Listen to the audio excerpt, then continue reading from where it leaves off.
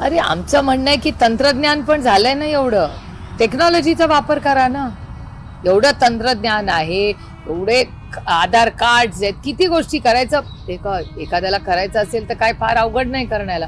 आणि आपण 1 वर्ष वाया घालवलं ना. महिला आरक्षण बिल कधी पास झालं? आपण कुठल्या वर्षात आहोत आता? मग तोपर्यंत तुम्हाला माहिती होतं ना, मग का नाही केलं या गोष्टी? हा तर प्रश्न आहेच ना.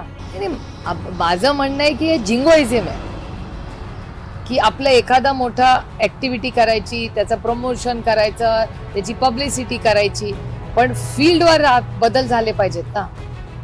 जे काँग्रेस पक्ष एक असताना, राष्ट्रवादी काँग्रेस पक्ष, काँग्रेस एक असताना, आदरणीय पवार साहेब महाराष्ट्राचे मुख्यमंत्री असताना या देशामध्ये पहिल्यांदा महिला आरक्षण बिल आलं, त्याचं इम्प्लिमेंटेशन लगेच झालं.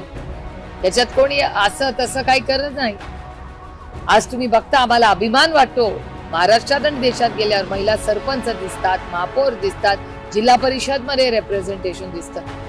महिला निर्णय प्रक्रियेत आल्या, त्याचे स्वागतार्थच आहे ना. पण त्याचा पुढचा टप्पा लोकसभा आणि विधानसभा होता आणि बिल पास झाले.